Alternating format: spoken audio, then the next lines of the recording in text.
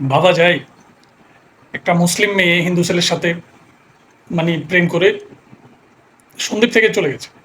আমাদের সন্দ্বীপের মতো ছোট্ট একটা জায়গা থেকে একটা হিন্দু ছেলের সাথে একটা মেয়ে চলে গেছে, তাও আবার যাওয়ার পরে ভিডিও বার্তা দিয়ে দেখাতেছে, দেখেন ভিডিওটি।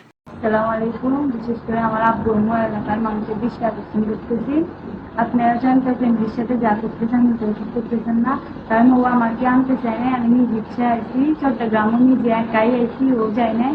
ওকে আমি একরকম বাধ্য করছি নিয়ে যাওয়ার জন্য।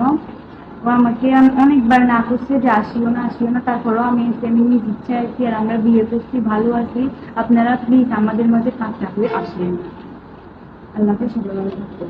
তবে যারা এই ধরনের, বিশেষ করে এই কেসটা যারা পরিচালনা করতেছেন তারা সুনজরে দেখবেন কিভাবে কি করা যায়, কারণ আমি দেখতেছি এটা পুরোটাই আইন বিরোধী। যদি মুসলিম হয়ে যদি ছেলেটা বিয়ে করে ঠিক আছে, আবার আরেকটা জিনিস হচ্ছে মেয়েটা এখনো না বলো, মাত্র 13 বছর বয়স। এই বয়সে সে হিন্দু মুসলিমও চিনে না অবশ্য, মানে এটি বুঝার বয়সটা এখনো হয়নি।